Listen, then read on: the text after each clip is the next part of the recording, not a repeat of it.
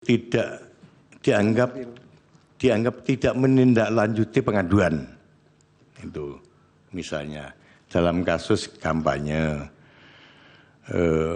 Bawaslu dilaporkan karena tidak menindaklanjuti pengaduan waktu kepala desa ya.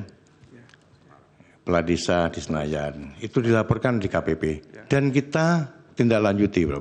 Kita tindak lanjuti, kita sidangkan dan kita sudah pleno tapi belum dibacakan putusannya. Yang mana?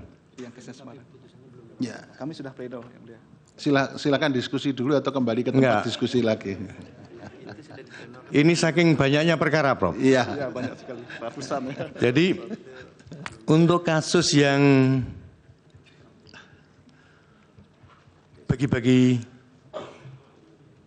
susu, bagi-bagi susu, ya. Tapi ini yang teradunya adalah Bawaslu RI dan Bawaslu Jakarta Pusat. DKI, ya, DKI. Sudah kita sidangkan dan sudah kita plenokan, hanya belum dibacakan, jadi belum bisa kami sampaikan, Prof. Oke. Karena saking banyaknya jadi lupa sudah dibaca atau belum itu.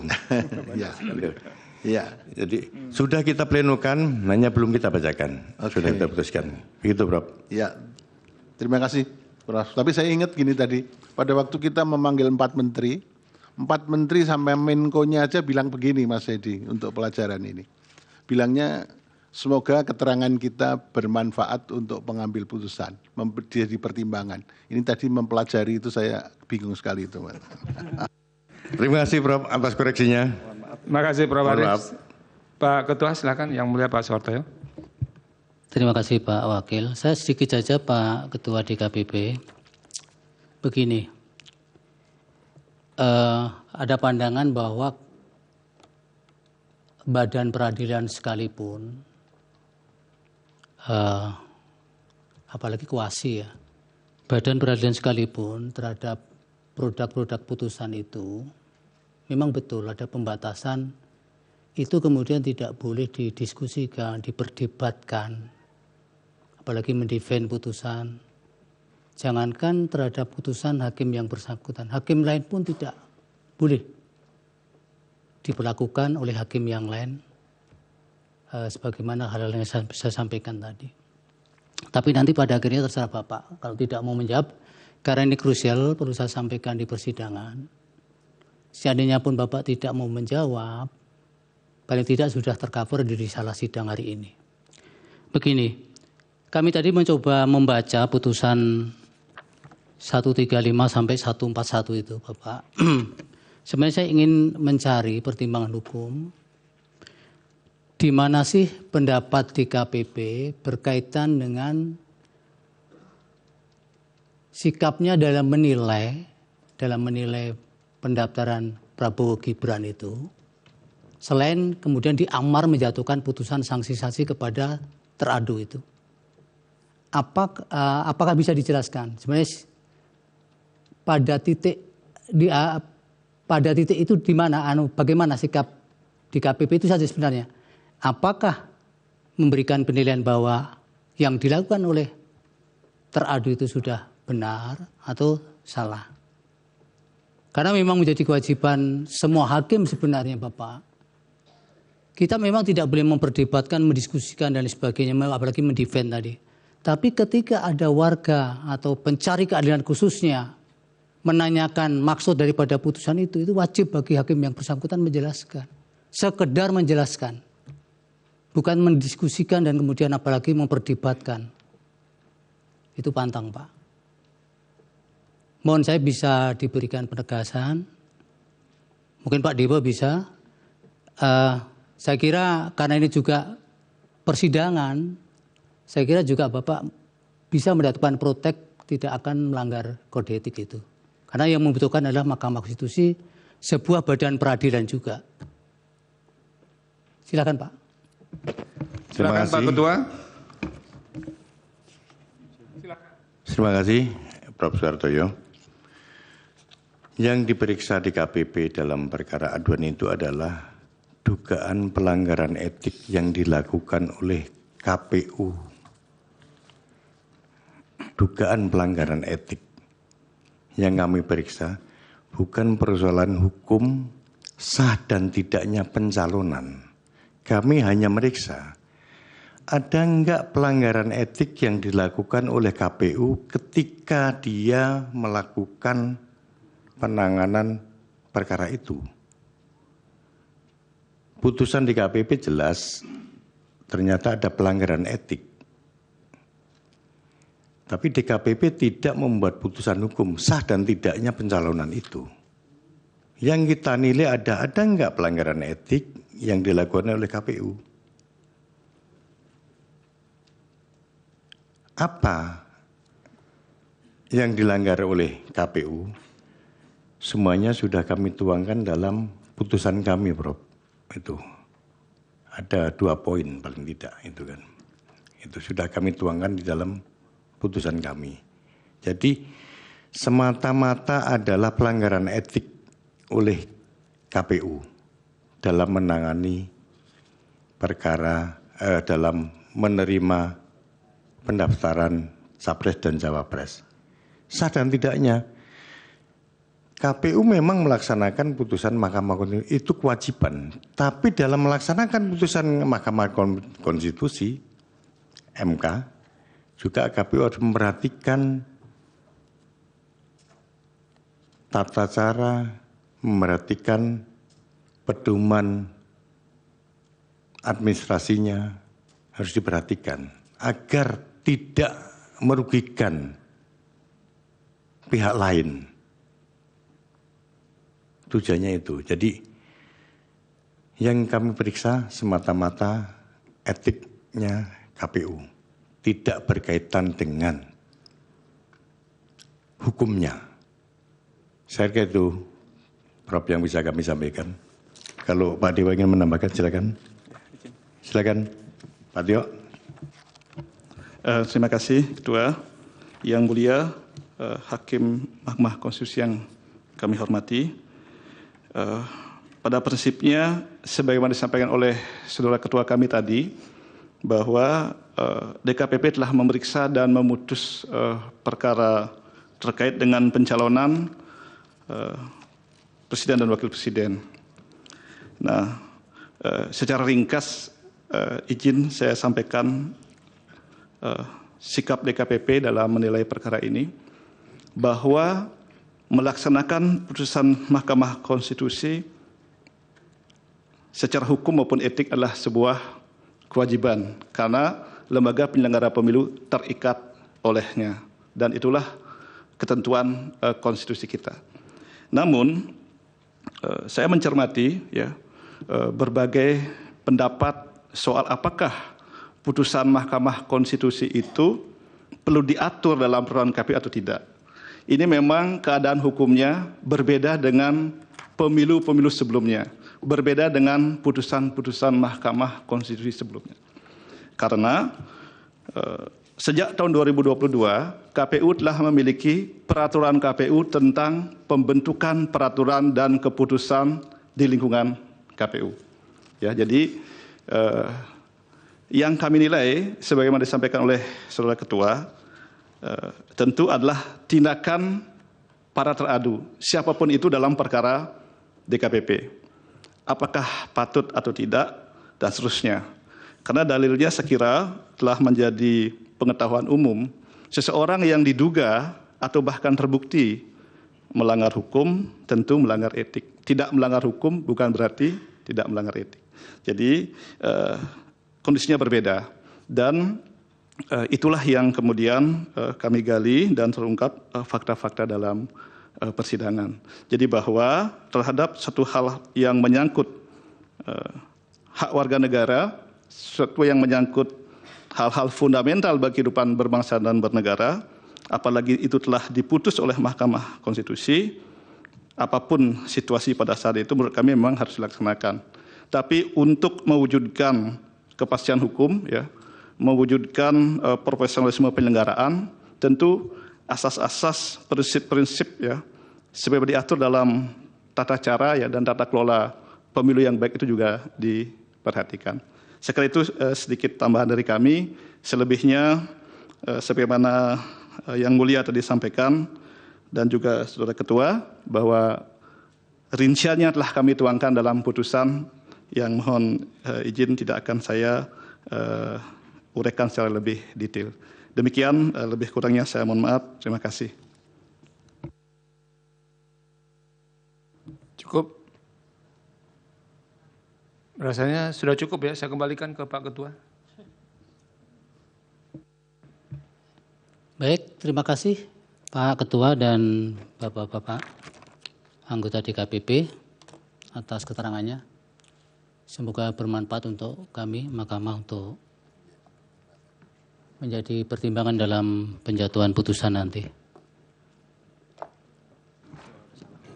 Terima kasih Yang Mulia Ketua dan anggota Majelis Mahkamah Konstitusi atas kesempatan yang diberikan pada kami. Mohon maaf bila keterangan kami tidak bisa memuaskan semua pihak. Kami berharap yang kami sampaikan bisa menjadi pertimbangan bagi Mahkamah untuk mengambil keputusan. Terima kasih. Akhirul salam. Wassalamualaikum warahmatullahi wabarakatuh. Waalaikumsalam warahmatullahi wabarakatuh. Silakan Bapak, sudah diperbolehkan.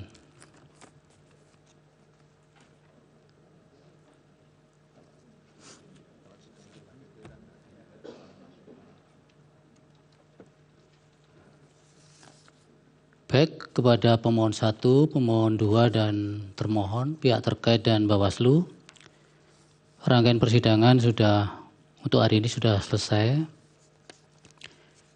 Mahkamah akan mengesahkan bukti yang diajukan oleh pihak-pihak dulu. Untuk perkara nomor 1, dari pemohon mengajukan bukti tambahan P310 sampai 312, betul? Benar Yang Mulia. Disahkan. Kemudian termohon T66 sampai T67, Pak. Betul? Betul Yang Mulia. Disahkan, Pak. Kemudian pihak terkait PT 50 sampai dengan PT 51. Betul, Bapak? Benar Yang Mulia. Kami sahkan. Kemudian dalam perkara 1 dan 2, Bawaslu mengajukan bukti tambahan PK1A, PK2A, PK3A, dan PK4A. Betul? Betul Yang Mulia.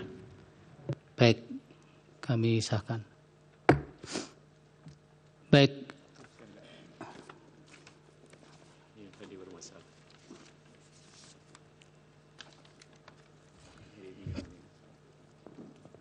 Kemudian yang perkara nomor 2 dari pihak terkait menambahkan bukti PT 13A sampai dengan 13G dan PT 14. Betul, Bapak? Benar Yang Mulia. Disahkan.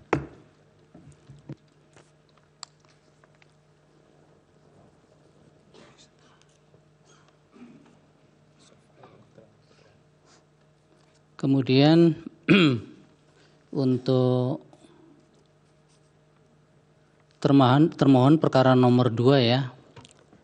Bukti 66 sampai dengan bukti T70, kecuali bukti T68 karena tidak ditemukan leges dan tidak, oleh karena itu tidak diverifikasi ini. Siap Yang Mulia. Sedangkan bukti T69 harddisk berisi D, tidak terdapat formulir untuk kejadian khususnya. Kami akan tambahkan Yang Mulia. Tambahkan ya, Ya. Karena ini penting ini.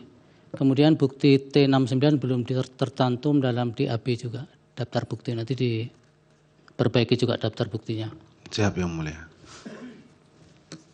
Tambahan Yang Mulia, mohon izin. Menindaklanjuti perintah Yang Mulia Prof. Saldi agar termohon mengumpulkan D hasil kecamatan seluruh Indonesia. Kami termohon sudah berhasil mengumpulkan dalam bentuk soft file yang sudah ditata berdasarkan provinsi, kabupaten, dan kecamatan. Namun demikian, untuk hard file-nya yang mulia, kami baru mampu menyelesaikan 4 provinsi karena dari hasil kecamatan itu yang mulia, mohon izin, untuk satu kecamatan dokumennya sampai 35 sampai 40 tergantung luasnya kecamatan yang mulia. Jadi kalau 1 kali print, ya itu berarti hanya 40 sampai 35.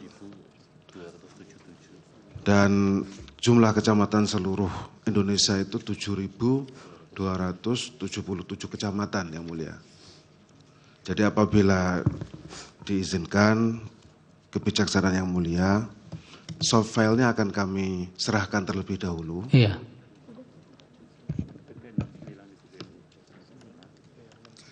Yang T69 tadi Pak ya? Iya yang mulia. Iya.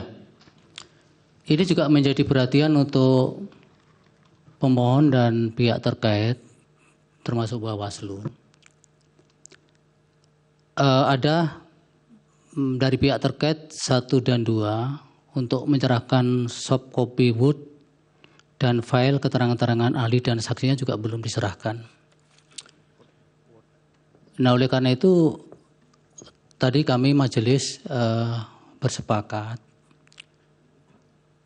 sekiranya ada hal-hal yang masih mau diserahkan, meskipun ini persidangan terakhir, bisa diakomodir melalui kesimpulan. Memang kesimpulan dalam persidangan Pilpres sebelumnya tidak dikenal, tidak diwajibkan. Tapi untuk mengakomodir hal-hal yang masih bagi Mahkamah pandang masih krusial dan tertinggal ini, forumnya kan tinggal melalui penyerahan kesimpulan itu. Terlepas kesimpulannya mau dipergunakan atau tidak, jadi tidak wajib. Tapi bagi pihak-pihak termasuk khususnya pihak terkait, karena masih ada keterangan ahli dan keterangan saksi yang file-file keterangannya belum diserahkan, saya kira supaya tidak kemudian persidangan sudah ditutup tapi kok masih ada lalu lintas penyerahan dokumen-dokumen yang kemudian keabsahannya bisa menimbulkan persoalan. Untuk itu tadi para hakim menyepakati kita buka saja ruang untuk penyampaian semacam kesimpulan. Termasuk nanti merespon. Jadi para pihak juga boleh merespon apa yang disampaikan oleh 4 kementerian tadi dan DKPP dalam kesimpulan itu. Yang mulia, ada batas waktu untuk penyampaian kesimpulan? Nanti kami waktunya kami tentukan, Pak Mulia. Nah, oleh karena itu mohon ini dipahami bukan merupakan macam tidak konsistenan di PMK maupun apa yang sudah dijadikan pendirian mahkamah pada penanganan Pilpres sebelumnya, tapi ini karena memang dinamikanya berbeda juga untuk persidangan Pilpres hari ini. Oleh karena itu mohon bisa dipahami. Sehingga tadi kami berdelapan sudah sepakat bahwa mekanisme penyampaian hal yang perlu disampaikan sebagai bentuk kelengkapan dari proses persidangan ini bisa disampaikan melalui forum kesimpulan itu. Kemudian waktunya disediakan pada tanggal 16 April 2024 selambat-lambatnya pukul 12 langsung diserahkan kepada kepaniteraan. Kak, yang mulia, apakah itu sekalian dengan bukti-bukti tambahan? Bisa. Bisa. Ya. Oke, jadi tanggal 16 jam 12. Paling maksimal jam 12 Pak Mulia. Jadi bukti silakan kalau memang masih ada, hanya nanti tidak bisa kami sahkan di persidangan meskipun juga bagian yang akan kami pertimbangkan dalam putusan. Dan kemudian kekurangannya tentunya pihak-pihak sudah tidak bisa melakukan isage lagi. Oke. Terima kasih yang mulia. Apakah saya boleh menambahkan beberapa hal lagi? Yang itu dulu sudah yang clear itu ya? Ya itu clear yang mulia. Kalau saya mau menambahkan beberapa pertanyaan masih mungkin. Silakan apa ini? Begini, tadi ada beberapa PowerPoint yang disampaikan oleh 3 menteri. Menteri Erlangga, Keuangan, dan Menteri Sosial. Apakah itu dimungkinkan juga bisa kami dapatkan Yang Mulia? Bisa. Nanti biar kepaniteraan bisa, karena itu sudah milik publik juga di persidangan.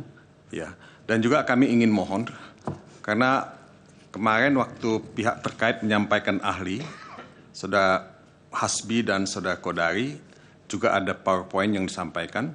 Kami mohon kalau kami juga bisa mendapatkan itu. Dan sekaligus juga apabila dimungkinkan, keterangan ahli dan afidavit dari pemohon 1 dan termohon serta Bawaslu, seandainya itu dimungkinkan untuk didapatkan, kami akan berterima kasih sekali Yang Mulia. Kalau untuk pemohon 1 mungkin aksesnya tidak terbuka ya, karena kan masing-masing perkaranya berbeda. Oke. Kalau termohon dan pihak terkait? Kalau pihak terkait bisa, karena memang saling berhadapan-hadapan. Terima kasih Yang Mulia.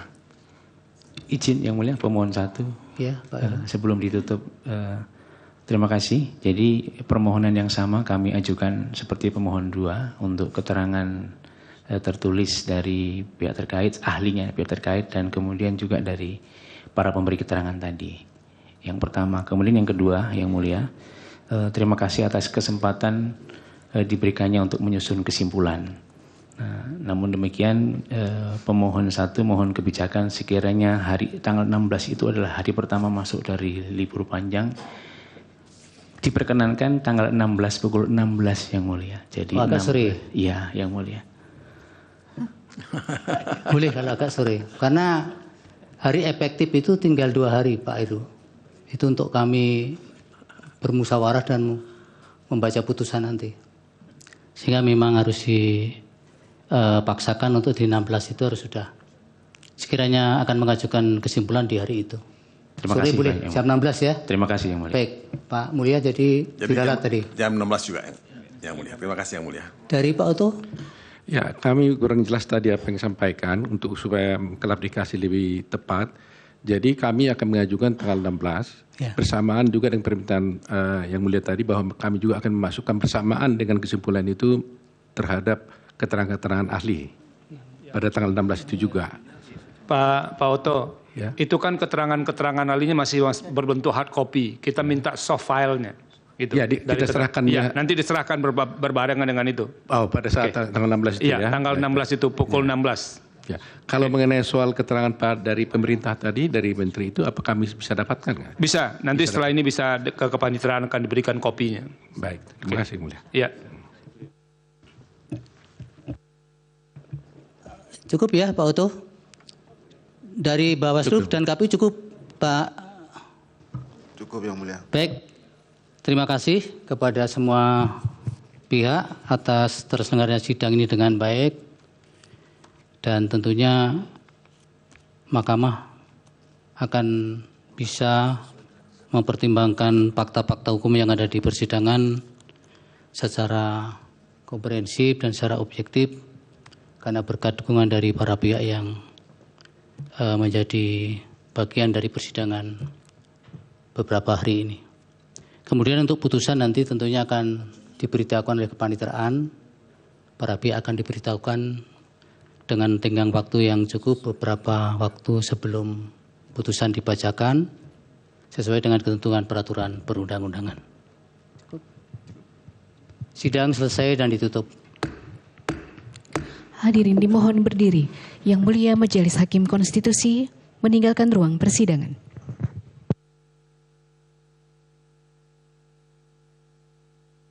Jelajahi cara baru mendapatkan informasi. Download Metro TV Extend sekarang.